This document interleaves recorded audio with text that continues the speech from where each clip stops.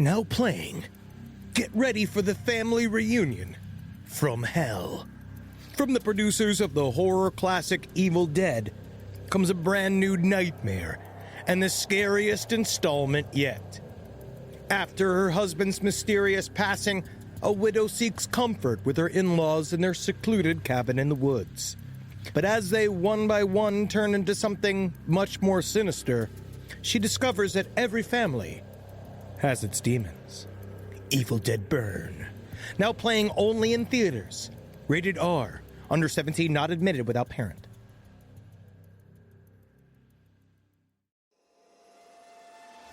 Last podcast on the left is all about the facts. So when Southern New Hampshire University came on as a sponsor, it was time to do some research. Turns out they offer more than 200 online degree programs, and get this, criminal justice and psychology are some of the most popular. Classes have no set meeting times, and tuition rates are some of the lowest in the U.S. Want to learn even more about SNHU? Visit snhu.edu/last. There's no place to escape to. This is the last podcast. On the left. That's when the cannibalism started. What was that?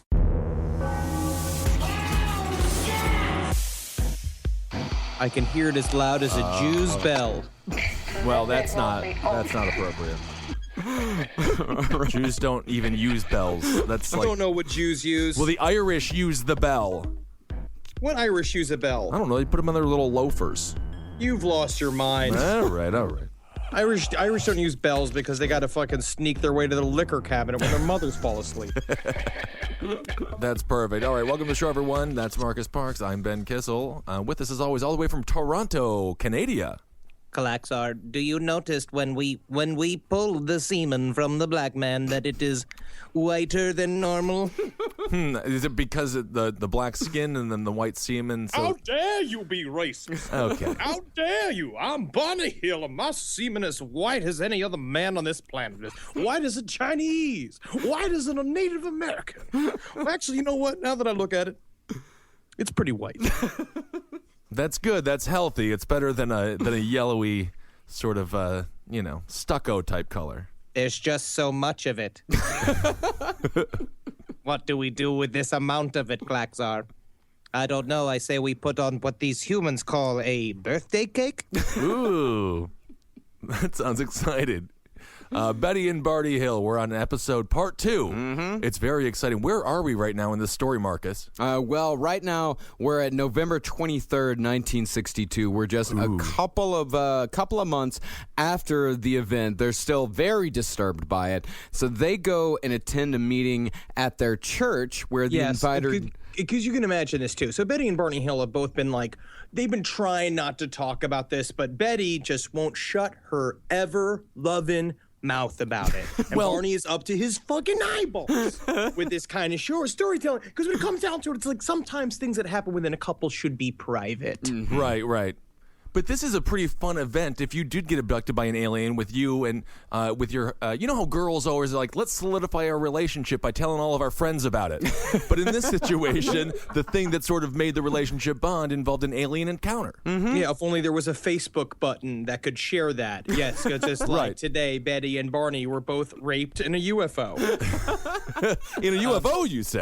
A UFO. And before they started doing their hypnotherapy, basically, so NICAP at this time, so we had already said that they had written a letter to NICAP and basically told them flat out, we saw this UFO. They were very interested when they found out that they had 2 fins coming on either side of the craft, so they took it very seriously. So they sent 2 investigators, and one little thing I wanted to talk about before they went to the hypnotherapy section of their story is that these investigators showed up, and what's really kind of fun is that this was like old school 1960s, black frame, scientists with slick back hair who were like, we must address the alien problem. And so it's like they were really serious about it. Yeah, back when scientists really took care of themselves, they would put goop in their hair, nice gels and things like that. They all looked like rockabilly stars. Yeah, now all scientists smell like guys that play bongos for jam bands. Oh, they're disgusting, and there's too much skin on their face. You got to get rid of the dead follicles. Pull it back. Just a little bit back. Yep. So when they showed up to basically question them about the UFO experience, a couple of questions they asked were really interesting. Like one was, did you have any nitrates in the car? Which is a thing that I guess apparently in the 1950s up into the 1960s, beginning UFO sightings happened around like either oftentimes like large natural sources of like nitrates and also like factories and shit like that had nitrates in them. Nitrates? Which is very interesting. Nitrates used a lot in fertilizers. So it's like what's poisoning our youth and why they all have like Alzheimer's at the age of like 11?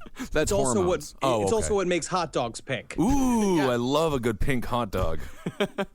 And basically, it turns out that the one thing that Barney Hill did is they did have a sack of fertilizer in their trunk, which is I always go on vacation with a big bag of shit. Right. You got to. And he also said there was nitrate in the gun that he had because he had a fucking gun with him for some reason. I think just to make Betty like wet. And another thing that they asked them when they sat down with them was why did you go on the trip? Which is very interesting because Barney came back with the answer of like what was really weird is that it was incredibly impulsive. He was like, this is how impulsive it was. The only money we had was in our pockets. Saturday, the banks were closed, so we couldn't even cash a check. I think the amount between the two of us was less than $70. So the questions they asked were interesting, mainly because we'd never thought along those lines. They provoked a lot of thought in both of us, mentioning the remote possibilities of life existing on planets evolved with Alpha Centauri or Tau Ceti, which is where the conversation got particularly nerdy. Mm-hmm. Right, which was news to me. That's the point in the date normally for me when she leaves, when she glosses over. Yeah. Right. Betty, so this was the greatest date ever? They had $70 in 1962 currency. That's quite a bit of cash. What do you think? $300 modern Something day? like that. But on the other hand, it's $300 to go to Niagara Falls and back, and Toronto. Yeah. All right. Fine. And so, so it's really interesting here. So he finishes this. The questions were so far out that I just couldn't see what relationship they had to our experience. In this business of nitrates, at that time I had all kinds of plants in the house. In fact, in the living room, I had an avocado tree that touched the ceiling. They walk around, took my plants over, asked me what kind of fertilizer you're using them, and things like this. It's just kind of fun. Yeah, it's kind of amazing he had an avocado tree. That's incredible. Quite Takes the a lot of botanist. maintenance. Yeah, a lot of maintenance. Good guacamole. So on November 23rd, 1962, the Hills go to a meeting at their church where the invited guest speaker, one Captain Ben H. Swett, I'm going to make you sweat. Yeah. You just stand up at the church and just lift it up. He's just like, I feel like I want to praise Jesus. And they're like, amen, amen. Before Richard... I just want everybody, that's like sing his name high up to the rooftops. The only way I can do that is by getting this dick. Yeah. well, he had recently published a book of his poetry. So he read selections from his poetry book at church, Unitarian church, by the way. Okay. And the pastor then asked him to discuss his personal interest in hypnosis, which the Hills were very interested in because somebody had suggested to them that, okay, you've got all this missing time. You're really, you've got a lot of stress, a lot of anxiety. Maybe you should look into hypnosis. So Betty Hill saw this as somewhat of a serendipitous event. So after the meeting broke up, she went... Especially when after reading about 15 poems about planes. Yeah, what is Captain Swett's book of poetry all about? What is the man discussing in these wonderful works? Planes are blue. Planes are red. Planes can often be your bed if you're sleeping in one. Right. Planes. If it crashes, you're dead. It's brilliant They all stuff. lightly applaud. Yes. I love Captain Swett's book of poetry.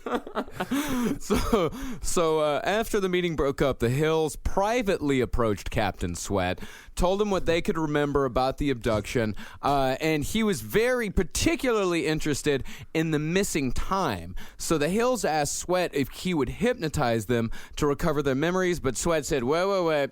I'm just an amateur hypnotist. Because the problem is that normally the way he would hypnotize someone was doing those like body waves, like when you make your belly like. Ooh, yeah. I do, yeah. I can picture sort of a Billy Blanks looking individual here. Really buff. He should have just read him some. He should have just read him some of his poetry. That would have done a good job. Oh yeah. Well, Hell yeah, Captain Swett's gonna hypnotize you when I'm pounding that clit with my mouth penis. My mouth penis. I love that. Your two front teeth. so it's quite a long time before they actually talk about this publicly and before they actually go for the hypnotherapy. It's between November of 1962 and March of 1963. March of 1963, they first publicly discussed the UFO encounter with a group at their Unitarian church. Because apparently, I mean, Unitarian, they're very open. They're down for all kind of walks of life. Right. So I guess they figure those are the right people to talk to about it. I imagine that was like the only interesting service that happened the entire year. Oh, absolutely. Although Unitarian churches, yeah, like Marcus was saying, they have a whole. They'll have Muslim speakers and Hindu speakers and things like that. Yeah. And I don't agree with it. Well, you know, I can't have the mixing. I know it's One or very the other. yeah, it's very confusing. So in 1963, Barney starts to develop a physically debilitating condition. His anxiety and the sorts of things that are the sorts of anxiety and the sorts of repressed memories are starting to creep into his actual day-to-day life so much that he had to take a 3-month leave of absence from his job at the post office. Right. This guy's a total fucking mess. Yeah. He is He's falling got an apart. ulcer pulsing through his body that he can't control. The genital warts that he has Right. are just pulsating with fire. Yeah, he sort of reminds me of the downfall of Bill Murray's hair in the movie Kingpin. It just gets crazier and crazier. So yeah, he's got the STD, and now he has anxiety, and he is just riddled with a whole series of other problems. Yeah, and Also, you imagine him delivering the mail right now. Because I'm like, God damn. Oh, my God. You want to see how big is a package? Put it in your tiny mailbox. God. My crotch. My groin. so Mommy, why is the mailman scratching himself? He's a mailman. That's what mailmen do. So traditional medical treatment, all kinds of psychotherapy, they try all this stuff, all of the traditional methods. There's no improvement in his health. So Barney, they remember Captain Swett, and so they request a referral from their psychiatrist to another psychiatrist who specialized in hypnotherapy. This guy, Dr. Benjamin Simon, his expertise was in deep trance hypnosis. And it is important to note that Dr. Simon had almost no knowledge whatsoever of UFO phenomena. Okay. The only really knowledge that he has, 1963, Right. people are talking about it. It's in the newspapers. Roswell was kind of a thing. It's in pop culture, without a doubt. There's stuff like Outer Limits on TV, Right. where they do alien stories and stuff like that. But this guy had no vested interest in it at all. And According to the Interrupted Journey, he specifically said he wanted to disprove the UFO side of it. He thought the whole thing was going to be just about anxiety, and that the whole thing, that every image that Barney had came from Betty's dreams. Right. And space was very in vogue at this point as well, because obviously with the space race going on with the Russians, this was, people think that we get smarter through time. I would argue that people in the 50s and 60s had a much more of an explorer, mode in their mind going on at all times. They were looking at the sky and they wanted to get to that moon. Yeah, man. In the 1950s, too, it's like right after basically this is like the atomic age. Like, this Right. is the time where America is at its height of, like, optimism. People really have, like, a can-do attitude. This is right before fucking things got really groovy. So if people were like, this is when the bras started getting loose. Yeah. You know what I mean? And, oh, man, that's the time to have been around. Yep. All the Yeah. dogs in Russia were lining up to be the next astronaut. We do it Charles now because Manson it's was easy. learning his second song on the guitar right now. Hanging out with an old blues man in prison. So after the first... Got there with them aliens, man. Oh, man. Man, that's got to be on that trip, man. I got to be on a galaxy trip. I hear these aliens got 3 pussies, man. Yeah. Charlie, do you believe this story about the Hill family? You got to believe when the black is on the white that they see the gray. Well, good point, Charlie. Thank you. So after the first couple of interviews, Dr. Simon, his preliminary diagnosis was just anxiety syndrome. Cuckoo bananas. Cuckoo I bananas. believe I'm going to put here that they are cuckoo. They are cuckoo for Cocoa Puffs. So his next step, finding out exactly what those methods were. So the method of treatment that he used was regressive hypnosis, which meant that to get to the source of their problem, whatever it may have been, he had to go into a deep trance. Okay.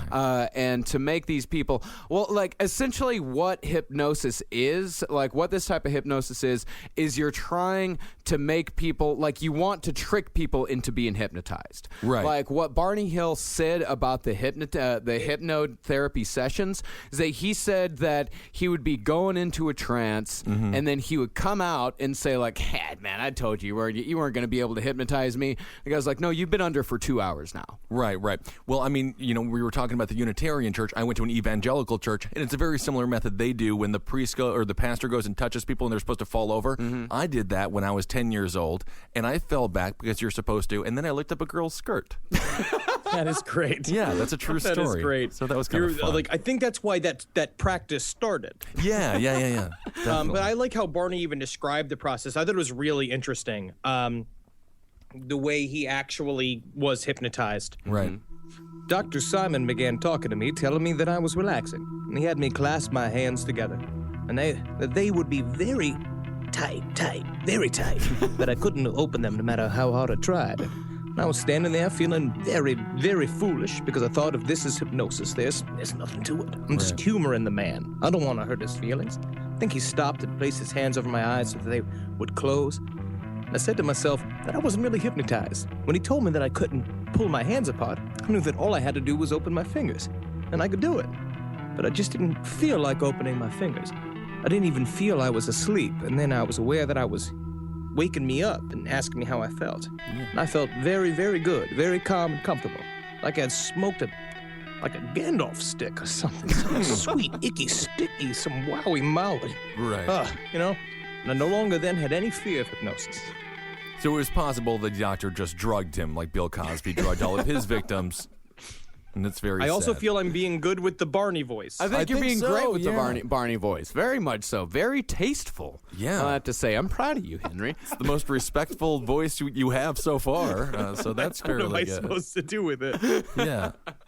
Well, the important thing to remember about hypnosis is that what hypnosis is trying to get to is what that person believes to be the truth. Right. Now, whether that is the objective truth or not, this is the truth that Betty and Barney Hill believe to be so. Right. And as we go into more of the psychic side of the alien phenomena, we start to realize that is the only thing that matters. Like, objective truth is going to be almost impossible to do unless we can get a gray in between, like, China's legs. You know what I mean? Like, if we could get China up there to just sort of, like, pussy flex an alien out of a fucking UFO and bring it to the fucking front lawn of the White House, then we'll be great. Are you talking about the ex-pro wrestler China? Yes. I gave a porn award to her one day. I met her.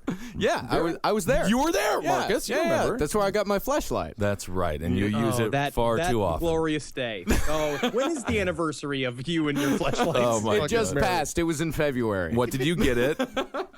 Lube. Oh, it's really the only thing it needs, wants, and yeah. Marcus, I'm hungry. Why don't you get me some of my favorite soup? And when you get that soup, how about you give it to me with my favorite spoon?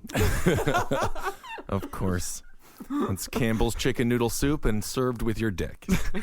That's nice. So back to Dr. Simon. Let's get back to Dr. good, Simon. Yeah. So what he did at the end of every session is he induced amnesia for two reasons. One, to protect the Hills from remembering the specific trauma of these memories, and two, more importantly, to prevent the Hills from discussing these memories when they were outside of regressive hypnosis, so they wouldn't be able to collaborate their stories, and so one story wouldn't be tainted by the next. This process took about 6 months.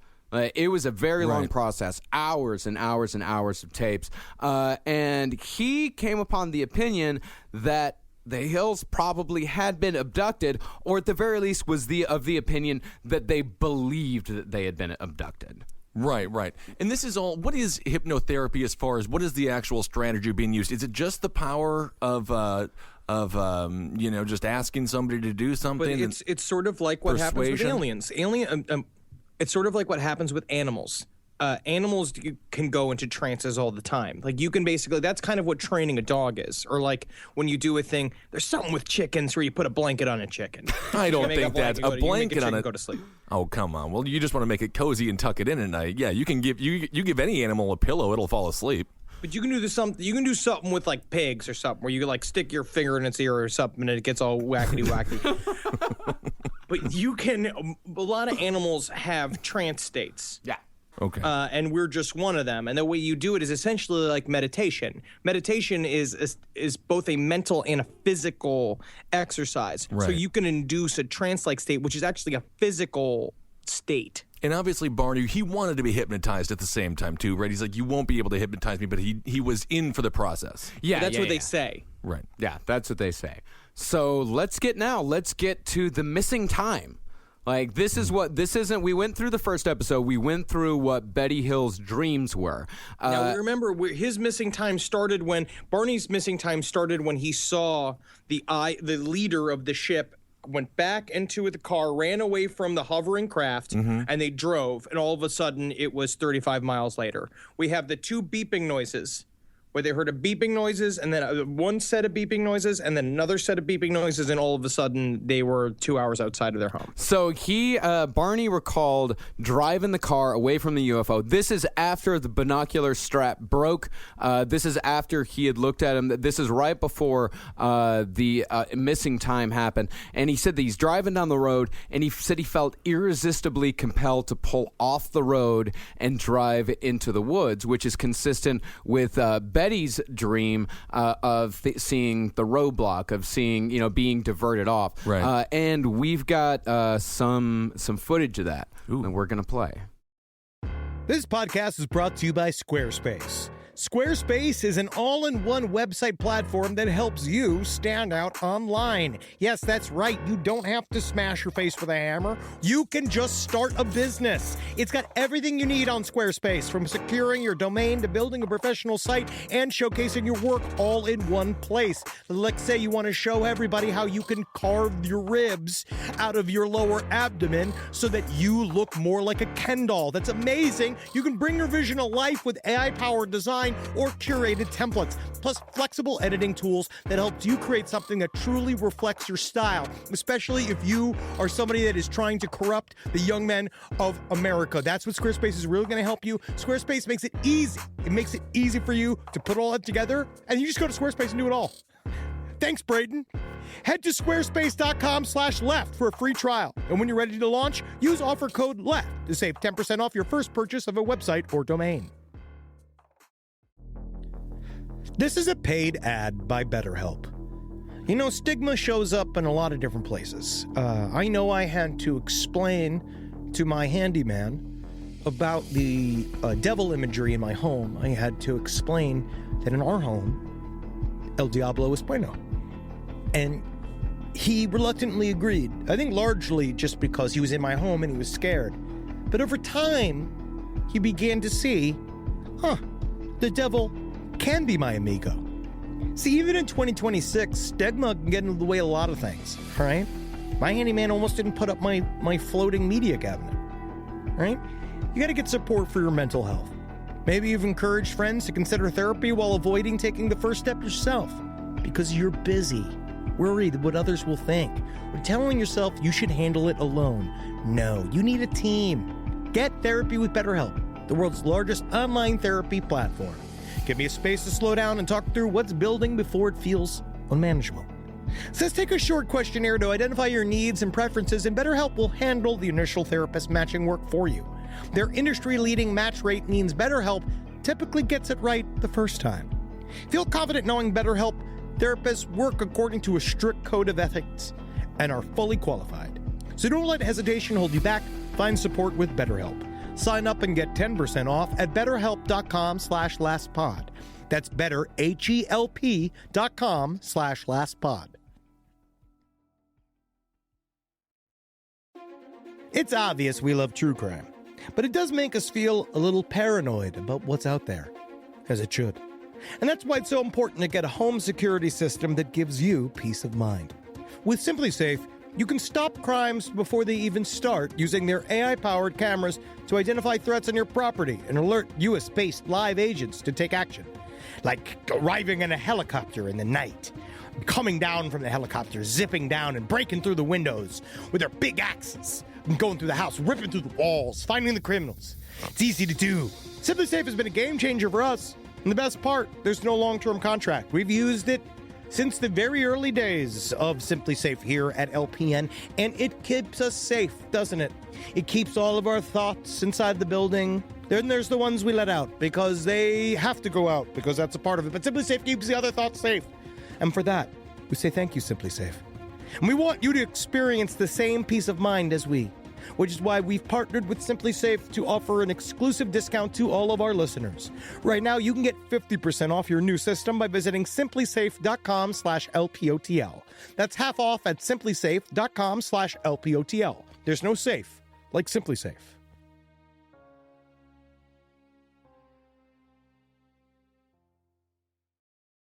Oh, and by the way, this is from Kathleen Martin and Stanton Friedman. This is from their PowerPoint presentation. This is about an hour, 8 minutes in, which... I would say this is my 5th glass of scotch in. Right. This documentary. All right, let's go.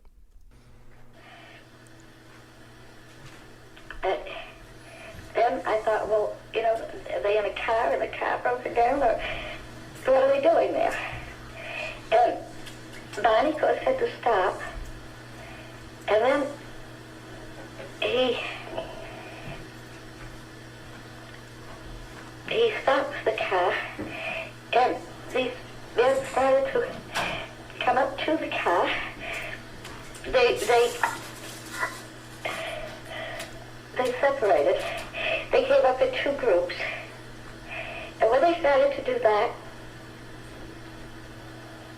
I got real scared.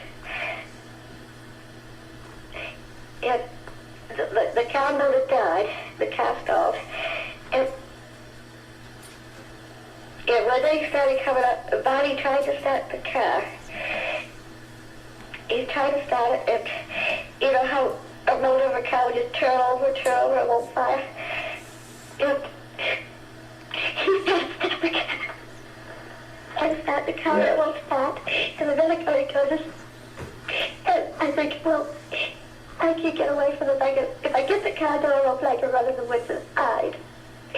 And I'm thinking it, and I just put my hand on the car door and open it. And they come up, and they open it for me. And they open the car door, and there's not very big men. And there's 1, 2, 3. And one man puts his hand out.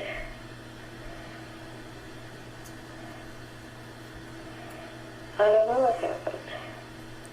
Did that sound like a trip to the grocery store to you?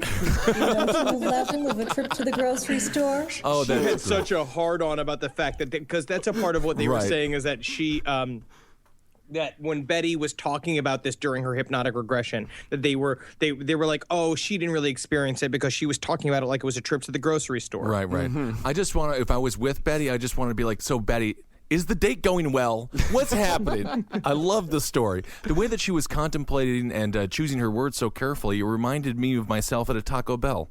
You know, it's very important what comes out of your mouth, and you really want people to get the point. Because you're bleary-eyed hammered. Right. Yeah. You are trying to sound Spanish a little bit. So you're like, excuse me, I have a chulupa.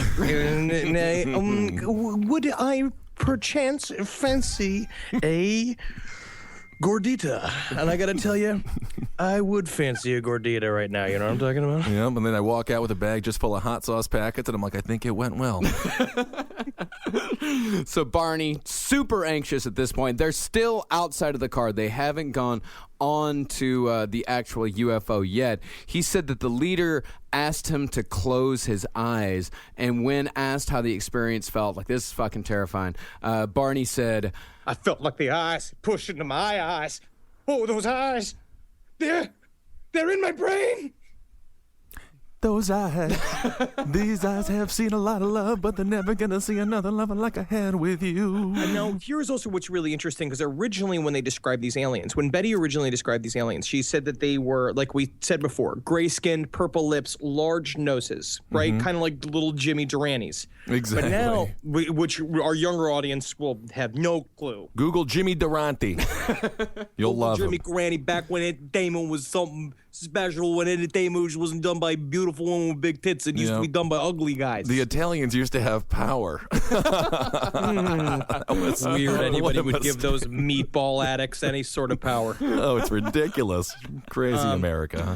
So the discrepancy. So when she, in her dream, she saw this entity. But now, when you in the regression, you're going to see that they both are going to describe these creatures as bald-headed alien beings about 5 foot tall, with grayish skin, pear-shaped heads, and slanting cat-like eyes, which is the very first mention ever of basically of a description of a gray. But what's really interesting was I was reading another book called Revelations by Jacques Vallée, my favorite French biologist. This is a bit of a rabbit hole here that we can't really I'm only touching the surface of. All right, this is just the very beginning of my hotel existence. Right. Yeah, I know. That I got into this. Yeah, we gotta get you back in a house. I do feel like that would be kind of a good thing for Research is finally getting to its apex. you. Okay. There was supposed to be, in 1974, there was supposed to be a documentary made with conjunction to Project Blue Book and our U.S. government by two producers named Robert Emenegger. Excuse me? It's Emenegger. Okay. It's like Schwartz. It's as racist as Schwarzenegger. You were doing so well on this episode, and then who? Yeah. And Alan Sandler. And basically, they were talking with a guy named Colonel Willie Coleman, who said they had this footage of an alien landing, and what they wanted to do was do full disclosure. And when the government had come out and say, "Hey, we are working on the alien problem. We've met a couple, and we want everybody to know that we're handling it." And there was a man named Paul Schertle, which is a terrible name.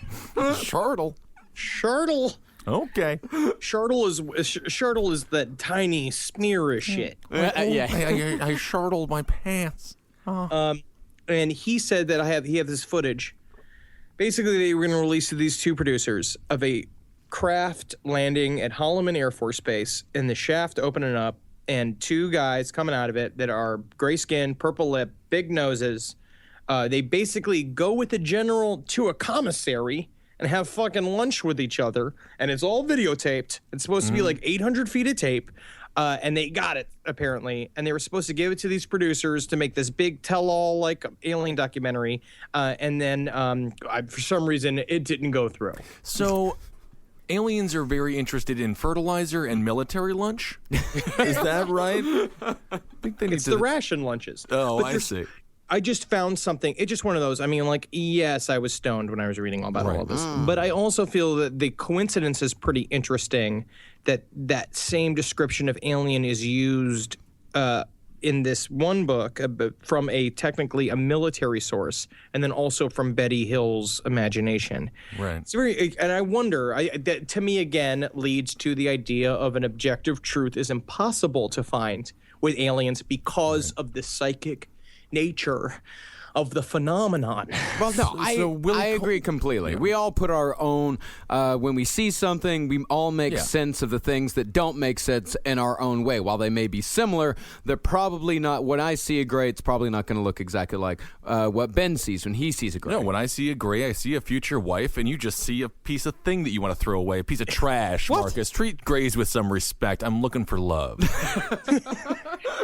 What makes you a colonel, Willie Coleman? I bought the pins. I just feel like there's a lot of people just like going to military thrift stores and then entering a common man and coming out a colonel. I think that's going to be a new little hobby of mine in Toronto, where I'm going to go on Craigslist and start putting out like things, just being like, you want to know the truth about aliens? Like, meet me at this coffee shop, and I'll just go to the coffee shop dressed full like fucking Beatles from like what's it Sergeant Peppers? It's like Sergeant Peppers, like full Sergeant Peppers, like Royal Canadian garb with a big Mountie hat on.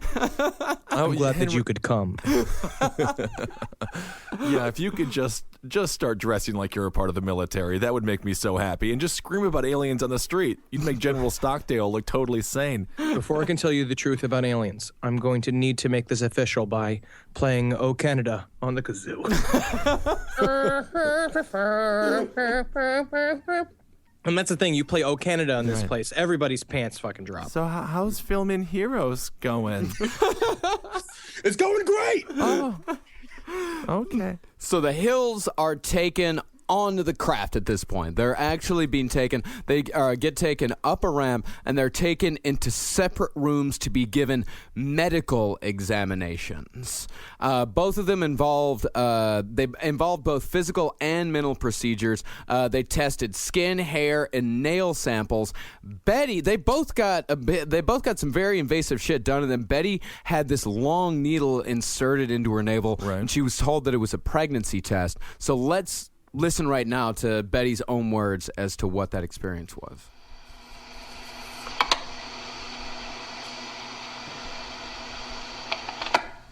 So then they roll me over on my back.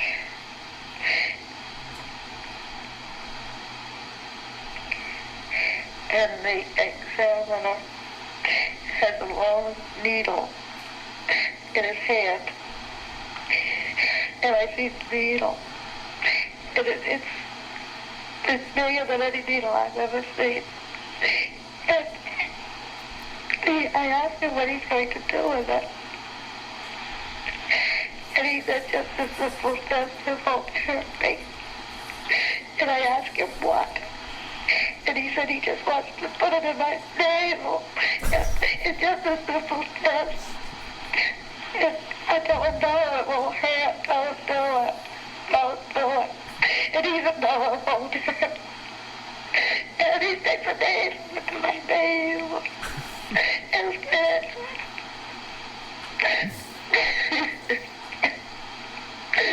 and I'm crying, and I tell him it's hurting, take it out. And then the leader,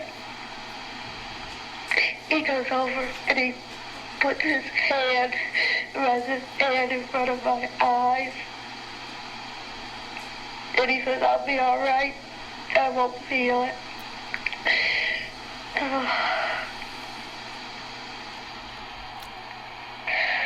And all the pain goes away. Just a simple walk in the supermarket. You can This is a session in which God, Stanton, just ruining every part. They are crushing that supermarket bit, though. Does that sound like a typical trip to the supermarket to you, Marcus? And by the way, those two clips are about 30 minutes apart. So that means from like hour 8 to hour 25, they just keep making references to the supermarket after every single testimony. Oh, I Now, love I've it. been to a supermarket, but I normally get eggs. I don't normally get raped. Yeah, my Am navel. I right, everyone? Yeah, my navel isn't usually penetrated by a needle. They just wanted to make, they're just trying to do some crochet or something. And with also, I imagine this was like a pregnancy test. I mean, in a way that it's just like really just testing the pregnancy. Yeah. You know what I mean? Where you just see how strong you are pregnant by sticking a needle in there and trying to swish it around, see if you can kill the baby. it. Yeah, it's, yeah, that's the thing. If it was a pregnancy test, like what would you? Yep, that's a baby. Oh, we just killed it. Or it looks like it's about at a medium rare. Yeah, they're testing it like a bizarre turkey or something. It's like when you stick a fork in a cake to see if it sticks. Don't get me started. So Barney, he definitely got a raw deal as well. He didn't get a pregnancy test. He got a semen specimen taken from him. And they Did they milk it right, though? If you milk it right, it's not so bad. They placed a cup-like device that was placed over his genitals. He said that he had no orgasm. Well, this is the thing, okay? Right. This is my new theory. theory. I think Barney, love Barney. I think he's a very serious man. Definitely. I think he's just like, he just kind of glossed over it. I think he was just like, no, I would say I experienced an orgasm, but I do believe that there was a sperm sample taken. We're cut to reality, him going like, and he's like having like fucking body shaking orgasms. Right. Aliens having to pin him down to the table while he's going like, I'm shooting. Some poor alien kid's got to go try to catch it. And one of the aliens all who's in over the alien's face. One of the dudes who's in alien jail has to scrape it off the walls afterwards. Absolutely, and he's just like, how about we get the smaller, lighter alien to bend over so I could get it in the small of his back? Wow. Well, usually we go down to Earth and we rape them, but I think he raped us. And in another thing that he probably glossed over, he said that a thin tube was inserted into his anus, but quickly removed. Despite his wishes of having it stay in. You think that's all I can handle? You think that's all I can take? I'm a strong man. No, we didn't actually tell you to lie on your stomach. You can just turn around. No more butt stuff, huh? You're sure you're done? I can lie here all day. Give it to me again and tell me I can't do it. He also said someone felt up his spine, counting his vertebrae. Betty, she confirmed also in the hypnotherapy the whole book thing where she was given a book and then right as she was about to leave, they took it away from her again. Right. Here's an odd fact about the hypnotist. They both said that the aliens seem to have no conception of time or of colors. They didn't really go into what they meant by that, but yeah, they said they have no concept of time, no real conception of colors, which might explain why when they tried to look human, if you want to go for that hypothesis that they are trying to look human rather than us trying to make them look human, why their skin is gray and their lips are purple. Right. Shit's just a little bit off. Yeah, it's like every elderly grandmother in the UK. It's just like their hair's all purple and the makeup's all wrong. It's just like they're just kind of missing it, but they think they look gorgeous, and that's all that matters. Yeah. Also, what Jacques Vallée puts forward is that the reason why these things exist, the reason why they have problems or they have quote unquote problems with understanding quote unquote time, quote unquote. Are you doing air quotes by any chance now? Yeah. Okay. It's just going a million miles a second over there. We have a lot of quotes happening. Click. Good. The reason why they do this, and this is a central part of many abduction scenarios, is stuff like when he show the map and they're like, where are you guys from? And the alien says to Betty, where are you from? You tell me where you're from if you can, why do you care? Blah, blah, blah. What they like to do is set up problems about about perception of reality. And that is where the phenomena is important. They basically almost lie about not understanding time or understanding colors, because the point is that their very existence is supposed to bring about questions of how we perceive time and colors and stuff like that. Right. So they're telling us I hope lies. you're high. For that. Yeah, and by the way, the whole time Henry is holding a pen, and he is flailing it at the screen the entire time. Oh, that's great. Yeah.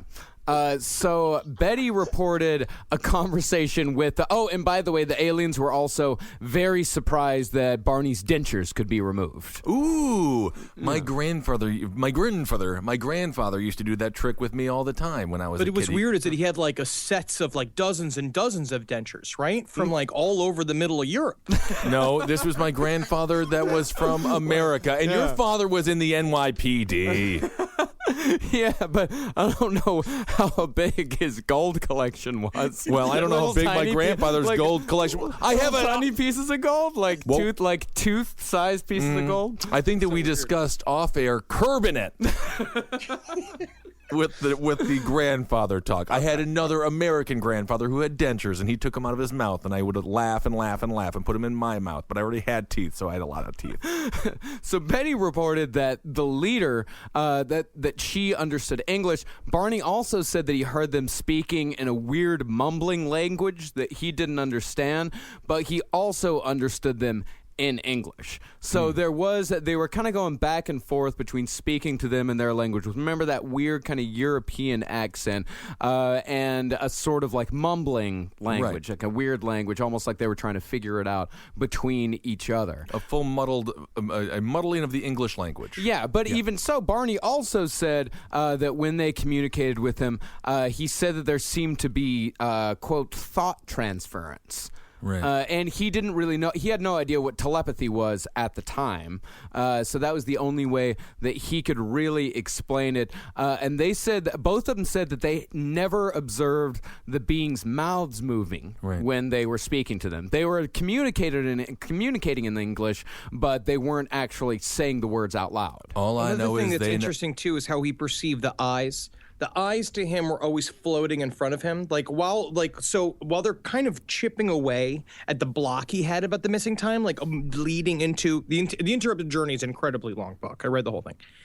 When they're leading up to the actual reveal of him being on the craft, he's saying that during this whole time he kept getting stuck on eyes hovering in trees. Sort of like they say about the owl symbolism, like when they see stuff. And the way he put it is that what brought ease eventually, because he started thinking, and he was like, "What is that? What are those eyes? What are those eyes? Oh, they're like the Cheshire Cat.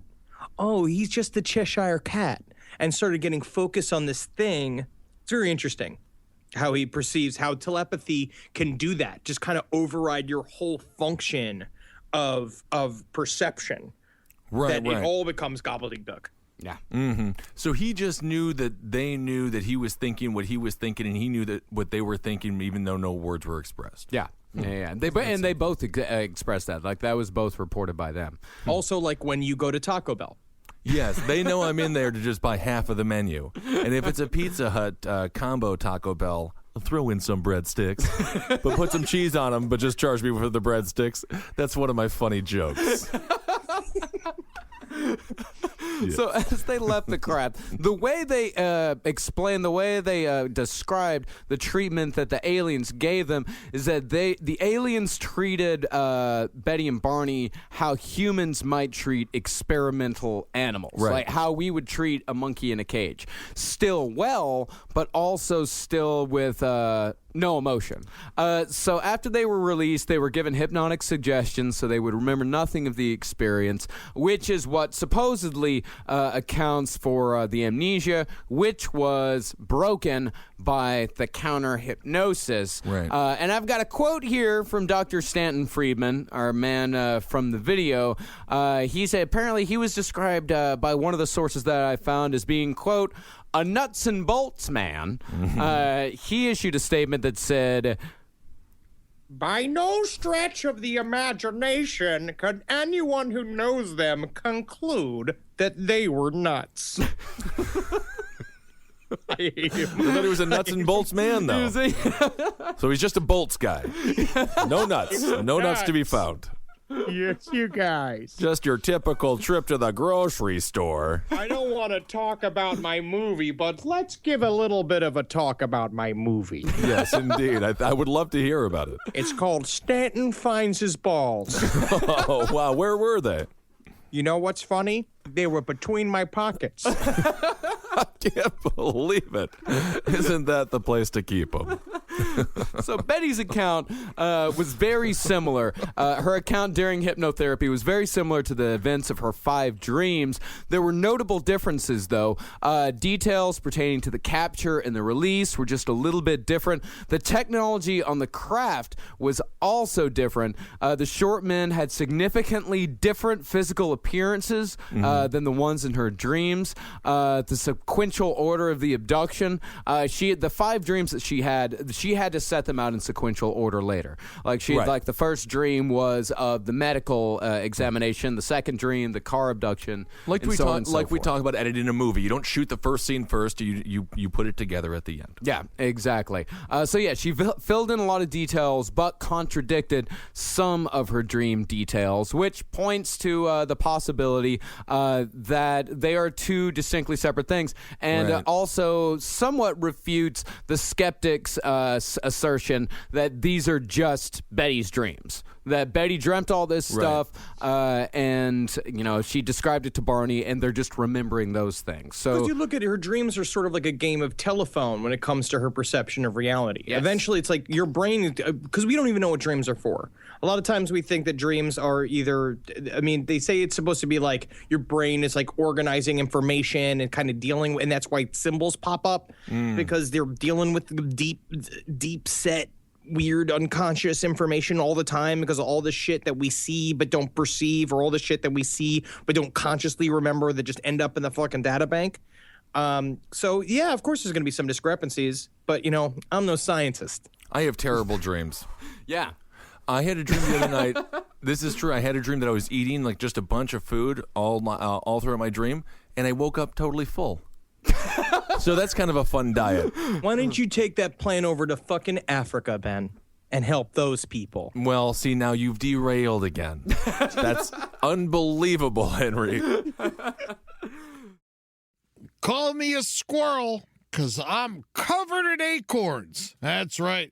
So many people are focused on where their money is today. And Acorns is the financial wellness app that cares about where your money is going tomorrow. Let Acorns work for you. You put acorns in the ground and you're going to get trees tomorrow. That's right, investments. And with the Acorns potential screen, you could find out what your money is capable of. I always do that. I'm like, I want to invest in something that I like. Let's say cheeseburgers. Okay? That's kind of hard to do. Acorns will help you find a cheeseburger that is right for you. So sign up now, and Acorns will boost your new account with a $5 bonus investment. Wow! Join the over 14 million all-time customers who have already saved and invested over $27 billion with Acorns. Head to acorns.com/left or download the Acorns app to get started. Paid non-client endorsement. Compensation provides incentive to positively promote Acorns. Tier 2 compensation provided. Potential subject to various factors such as customers' accounts, age, and investment settings. Does not include Acorns fees. Results do not predict or represent the performance of any Acorns portfolio. Investment results will vary. Investing involves risk. Acorns Advisors, LLC, an SEC registered investment advisor. View important disclosures at acorns.com/left. Summer schedules can get busy fast with camps, vacations, sports, family time. And, every single time Carmi eats a block of dark chocolate, we got to take her to the emergency room. You know how much time that takes. All right, IXL makes it easy to keep learning part of the routine in just a few minutes a day. IXL is an award-winning online learning platform that helps kids truly understand what they're learning, whether they're building math confidence, strengthening reading and writing skills, or reviewing science concepts. From pre-K through 12th grade, IXL offers personalized, interactive learning that adapts to each child's level and pace, which is great because Carmi has been really slow in biology, and Wendy has really been struggling with American history, mostly just because she doesn't agree with the way it's being taught. So it's really important. You make an impact on your child's learning. Wendy, as soon as she gets her chicken, she is ready for all of her lessons. And Carmi just really has to eat 5 or 6 bites of liver, beef liver, chicken liver, and then she can really get down to, I'm hoping this is the year she reads To Kill a Mockingbird. So really, IXL, thank you. Make an impact on your child's learning. Get IXL now. And Last Podcast on the Left listeners can get an exclusive 20% off at IXL membership when they sign up today at IXL.com/left. Visit IXL.com/left to get the most effective learning program out there at the best price. Hey there, everybody. Is your cell phone bill too much money? Are you getting that bill and you're like, hey, what is this? I can't believe for what? For 5G? Are you crazy right now? $100? I don't even barely got any bars when I'm just sitting in my living room, okay? You don't have to deal with that anymore. Are you ready for this? $15 a month. That's right, $15 a month on Mint Mobile. Yeah, baby. Get their wireless plan, because they're just sitting there on the T-Mobile 5G network, and it's just $15. Your whole life, you're just paying all this money. every month. You're like, why? Where's it going? It's going to these phone companies that are robbing you. So go to Mint Mobile. Let them help you talk to your mom. So get your new wireless plan for just $15 a month. Go to mintmobile.com/LPOTL. That's mintmobile.com/LPOTL. Cut your wireless bill to $15 a month at mintmobile.com/LPOTL. That's it. There's no catch. Upfront payment of $45 for 3 months, $90 for 6 months, $180 for 12 months. Plan required, $15 per month equivalent. Taxes and fees extra. Initial plan term only. Greater than 50 gigabytes may slow when the network is busy. Includes up to 20 gigabytes hotspot. Capable device required. Availability, speed, and coverage varies. See mintmobile.com. So let's get to what a lot of people point to as the most concrete evidence that something weird did actually happen here. We mentioned a little bit on the first episode, the star map. Right. Now, Henry, do you want to go into a little bit about what this star map is all about? No, so Betty was on the craft and was shown a star map, or quote unquote. They were like, well, we'll show you where you're from and what you do, and they didn't answer any questions. So they showed her a star map, which is essentially, it was a piece of paper, but it has sort of a 3-dimensional quality to it, which is fucking dope. Yes. Wish I had that shit. I want that shit in my house. And she watched the view, and it had a bunch of different dots on it and lines on it. She said that she was told that the stars connected by solid lines, they formed trade routes, whereas dashed lines were to less traveled stars, less traveled stars, like a Steve Gutenberg. Oh, leave Steve alone. What's wrong with you? The Goots? He's I'm great, pulling but for you, Goots. Everyone's pulling for the Goot. he's less traveled, though. You got to admit. I don't know where he's been or what he's done. So basically, she saw this star map. The alien showed it to her. Basically, it seems like, in the way she put it too, and the aliens, when they spoke with her, they had sort of a bemused sense of humor about. They were like, "Oh yeah, let's show her the map. Right. Okay, let's see what he sees, and we'll see what happens when this dumb bitch takes a look at the map." And they she goes to look at the map, and they're like, "What do you see, huh?" And then they pants her again, and eat her pussy for like an hour. Oh, come on now. What test are they running with that one? The patience test. Oh, okay. Yes. So this star map, during her post-hypnotic regression, she was able to reproduce the star map that they showed her. It was very crude, but it was still a star map. And at the time, they showed it to astronomers, and they said, okay, this doesn't really match any of the constellations that we know of. But about 8 years after, when more powerful telescopes came into use, they sent it back to some astronomers, and they say, like, okay, actually, this does match a certain star system out there. It matches the Zeta Reticuli star system, which we see again and again in alien abduction reports, especially when they come down and they tell people, okay, this is where we're from. Of course, you also talk about, in our past episodes, you talk about like the 12 main races. I think we discussed in our Pleiadians episode. Right. A lot of this is centered around Zeta Reticuli. Now, which is also really interesting. There was basically in sort of early science history, there was this paper that presented evidence and deductive scientific reasoning that said apparently Nikola Tesla, another scientist named Todd, another scientist named Marconi did this UFO study, and they're basically observing laboratory data and related phenomena that suggested the possibility that they were monitoring interplanetary communications during the period of 1899 to 1924 on radio waves. Yeah, Marconi invented the radio. He knew what the fuck he was talking about. So all the shit kept popping up on an old-timey radio, and they're like, what the fuck is going on here?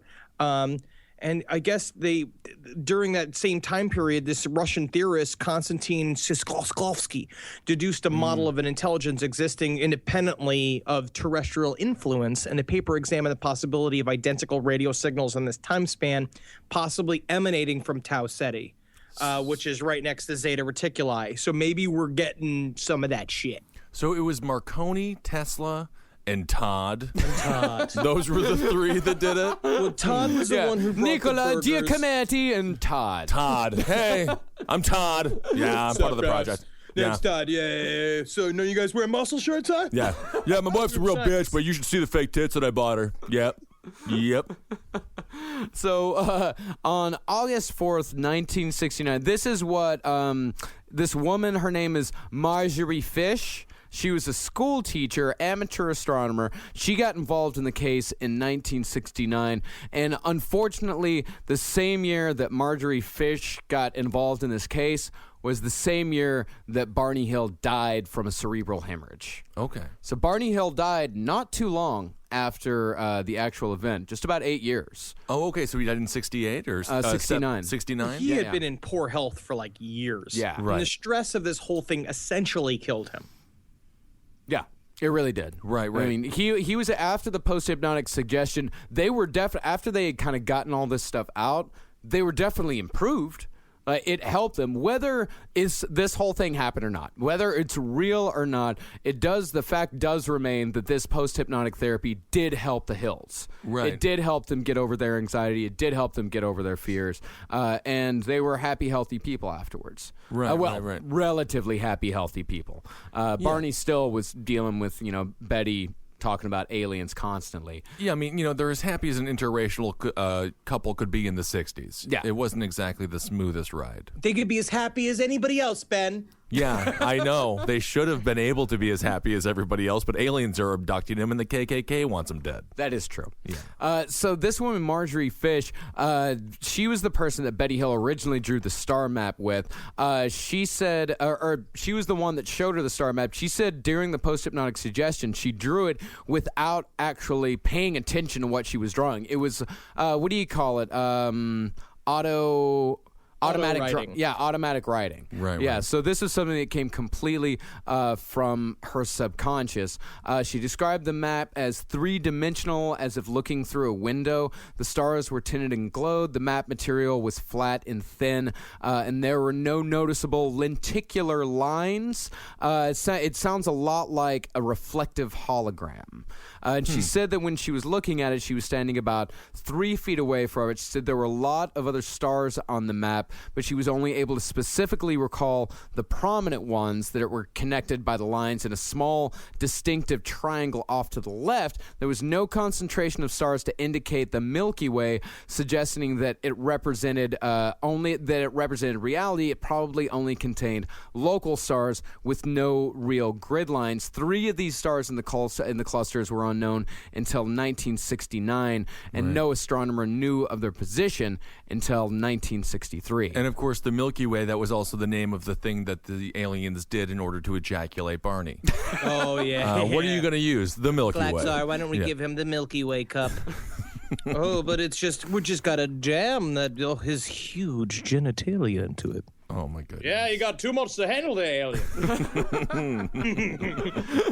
So astronomers, they put this star map into a computer. The exact position was a double star system, Zeta Reticuli 1 and Zeta Reticuli 2, 220 trillion miles or 37 light years from Earth. And the computer duplicated with virtually no variation the map of Betty Hill. Unbelievable. Pretty interesting. And there was no way that she could have known this. No. I mean, nobody knew this yet. Nobody knew it. Right. Yeah, nobody knew it at all. But of course, a big bummer man, Carl Sagan, he has to come in and debunk everything. He has to come in and shit on everything. Thanks, Carl.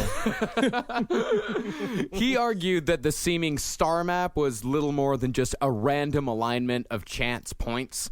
That she just by chance drew a star map that matched Zeta Reticuli 1 and 2, and by chance just matched this constellation out there. But in contrast, those more favorable to the map, such as David Saunders, a statistician who had been on the Condon UFO study, argued that unusual alignment of key sun-like stars in a plane centered around Zeta Reticuli was statistically improbable to have happened by chance from a random group of stars in our immediate neighborhood. And So Betty's fucking slamming home some truth. Yeah. She is. And astronomers, they're not like the idea of extraterrestrial life isn't totally crazy to them. I mean, from my perspective, most of the people who really study the world, the whole galaxy system, they tend to conclude that there has to be life on other places these days. Yeah, back then, of course, the scientists they have to go on cold hard facts, and back then there were no cold hard facts to support the idea that there might be other stars out there that could support life on Earth. I mean, there's still no cold hard facts that there's any sort of evidence of life outside of Earth. It just happens to be. It just seems like it's got to be. Well, there is. The universe is so huge. Well, we don't have a photo of Barney's rectum, right? No. Okay. No. So that would really that's what we really want to get. We would know the truth if we could just look at him, wink at. Let's all send individual emails to Stanton Friedman asking for pictures of Barney Hill's asshole. If we get it, we'll know what happened to him, and we'll understand the truth. I mean, while we don't have hard evidence of there being actual life out there, we do have a lot more evidence than we have ever had that there are planets out there which could possibly support some sort of life. It's just impossible that we can get to it. But they say we have giant psychic worms on fucking Titus, man. Woo! I want to go to fucking Titus. I want to slap a fucking saddle on one of them and ride around like fucking Dune, man. Yeah, they might just eat you right away. Nah, but I'll be friends with them. Okay. So after the hypnotherapy sessions, Dr. Simon, his official word was that the UFO encounter, while yes, they did 100% believe that this is what happened to him, it was probably just a fantasy inspired by Betty's dreams. Betty's fucking mouth. Yeah. And there's other things that also possibly point towards this being some sort of something that was in their subconscious, because apparently 2 weeks before this entire incident, Barney Hill had watched an episode of The Outer Limits. Right. In which there was an alien featured on that episode that looked a lot like what they described the aliens as. Betty, I just got to ask you a question. Yeah, you got all these white people seeing aliens. When is a black person going to see an alien? Right. One day. Well, the one thing we know for sure is that Barney was an unbelievable boyfriend. Yeah. Nice guy. Husband. Yeah. Good partner. He really was. Yeah. Because by the time the hypnotherapy ended, Barney was 100% on board. Right. At first, he was very resistant, but he was 100% on board after hearing especially after hearing what her side of the story was. And he heard what his side of the story was, what her side of the story was, and without them collaborating whatsoever, they interlocked. They were two pieces of a puzzle that he felt were finally put together, that it all finally made sense to him. And he completely and fully accepted that they had been abducted, never quite fully embraced it as much as Betty Hill did, because Betty Hill became one of the most prominent figures in the ufology scene. She was constant. She went to conventions. She did interviews. I mean, that's also how she got that dick. Yeah. And she got a lot of it, I'm sure. God knows. It's not easy to replace Barney. Her husband, I'm sure that at that point, I understand loss. It's hard when you're newly single and you want to get that dick. Yeah. And so sometimes what you got to do is fucking tell everybody about your alien stuff, and somebody's gonna be like, I'm sorry that happened to you. What if I throw it to you, Betty? Mm-hmm. You old woman. Right. A lot of Henry's dates lately have also had to ask him to get off of his stomach. Yeah. No butt stuff today, Henry. You don't think I can't take it? No. Well, the series of veggies I've laid out in front of me prove they would like to argue with you.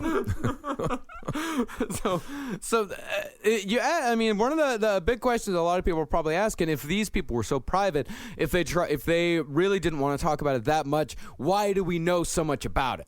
Why are there books written about it? Why was there a movie starring James Earl Jones released? Yes. It's because in 1965, a Boston newspaper got a hold of the story and did a 5-day spread on the Betty and Barney Hill story. They called it UFO Chiller. Did they seize couple? What do they mean by they? What do you mean, you people? Interesting racism. But apparently it was wildly inaccurate. And it was a bit of a smear campaign. So that's where this story came from, because that's when they started saying that he had genital warts, and they were really smearing their relationship. They were going at them being interracial. It's really fucked up, of course. So they took over the news cycle. They were like, okay, well, if this is going to happen, we're not going to take over the story, and basically went full into the interview that became the book, The Interrupted Journey. Right.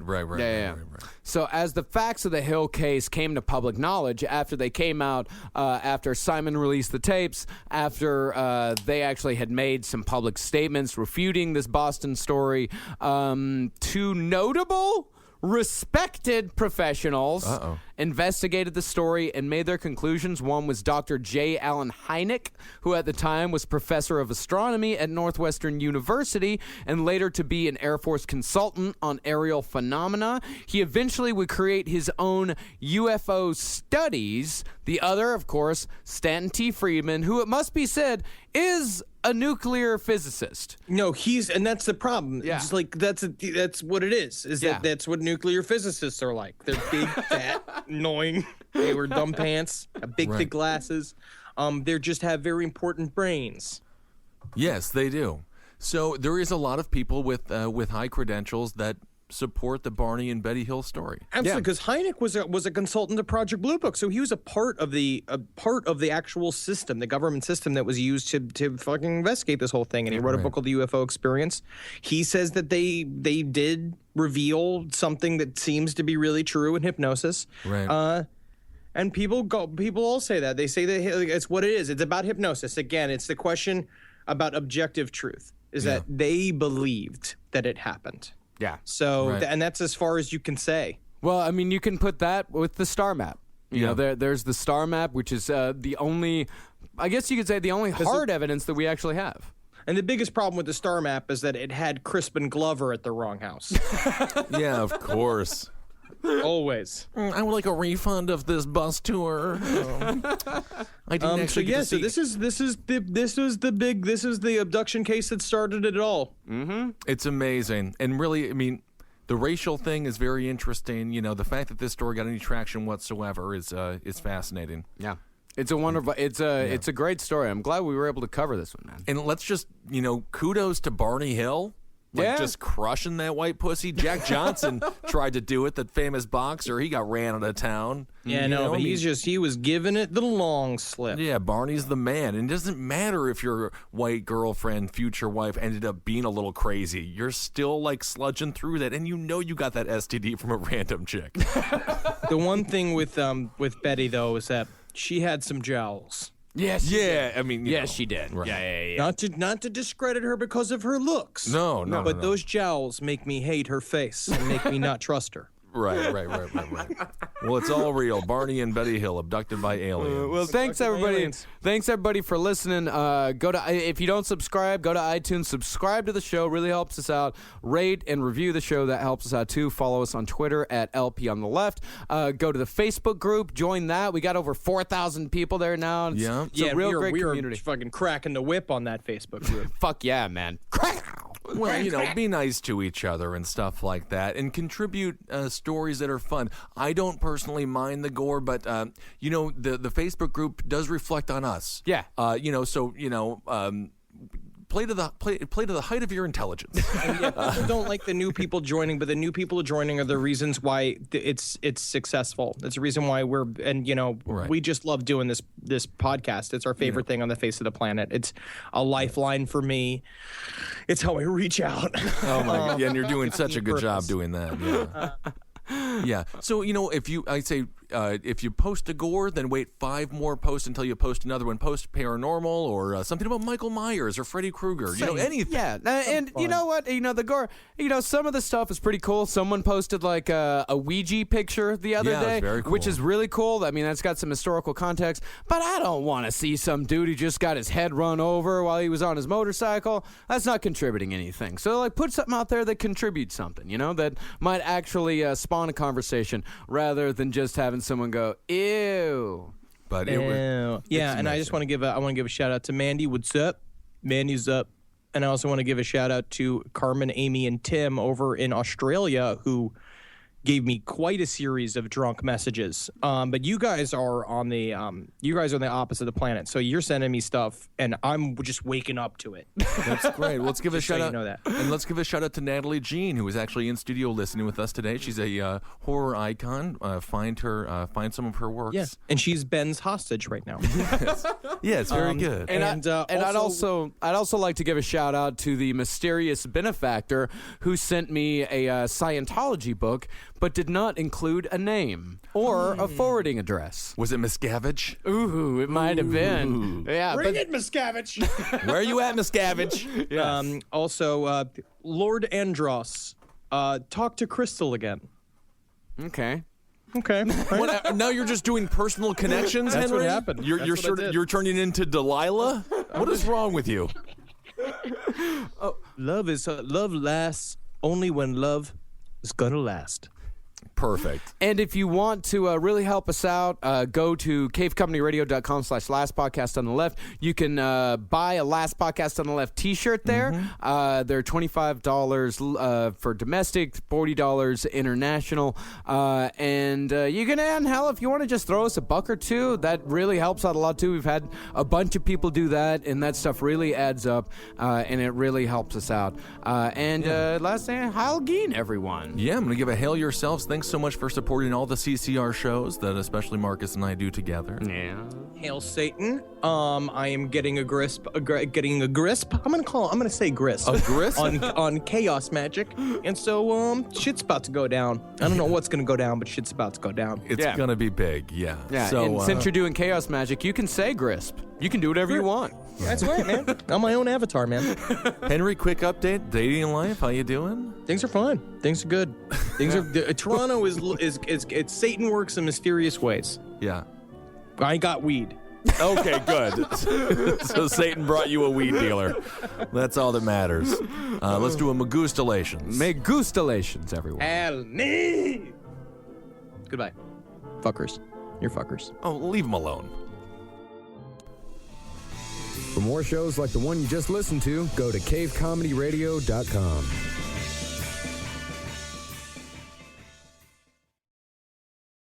Looking to scale your outcomes beyond search and social? Realize is Taboola's AI-powered performance platform, driving incremental growth by engaging high-intent users across a global network of 600 million daily active users on premium websites. Reach and convert your audience on premium websites and placements where your customers actually spend their time. For more information and to create your account today, go to realize.com/podcast. You've tried melatonin, the white noise machine, the blackout curtains, the magnesium, and you're sleeping fine. Not great, just fine. At some point, you have to consider the 4-year-old pillow is doing more damage than the magnesium is fixing. Coop Sleep Goods is running a bundle sale July 9th through the 20th. The starter bundle is the move. 2 pillows plus a sheet set, 40% off. And we're not saying it'll fix everything. We're just saying you've tried everything else. Coop's pillows are adjustable, designed to fit how you sleep, not just tolerate it. Mix and match any 2 pillows at 25% off or go all in on the starter bundle. One real upgrade beats 6 mediocre ones. Head to coopsleepgoods.com/comedy. That's COOP sleepgoods.com/comedy for 40% off the starter bundle and 25% off all other bundles.